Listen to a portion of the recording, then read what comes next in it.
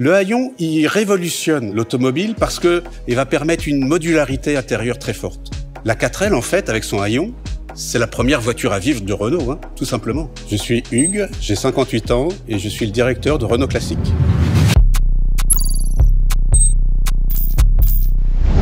Alors cette 5e porte, le futur haillon, c'est une ouverture sur l'intérieur qui va permettre d'y glisser alors une botte de paille, du matériel de camping pour le week-end, des planches, tout ce que vous voulez. Et ça va donner une vocation utilitaire à la voiture qui va être une voiture multiservice, multifonction, un couteau suisse si vous voulez. Pierre Dreyfus, il parlait d'une voiture blue jean. Ce vêtement qu'on peut porter partout, qui coûte pas cher, et ben c'était ça la 4L. Et ça, c'est rendu possible grâce à ce haillon. Quand la Renault 4 est sortie, vraiment, personne ne savait définir cette voiture. C'était vraiment quelque chose d'extrêmement atypique, tellement c'était novateur. On a créé un nouveau standard automobile avec la Renault 4. La Renault 16, elle est lancée en 1965. Et là, c'est encore une révolution.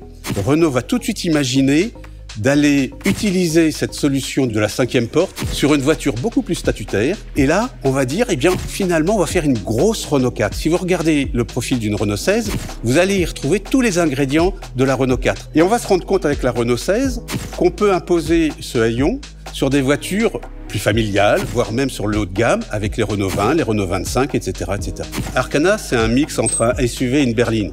Et là, le haillon, il s'imposait. Ça permet de créer du volume, ça permet d'avoir une accessibilité intérieure et ça permet d'avoir une capacité de chargement bien supérieure à un simple coffre. Le terrain de jeu d'Arkana, c'est plutôt le parcours de golf. Là, vous pouvez glisser votre sac de golf dans la voiture très facilement.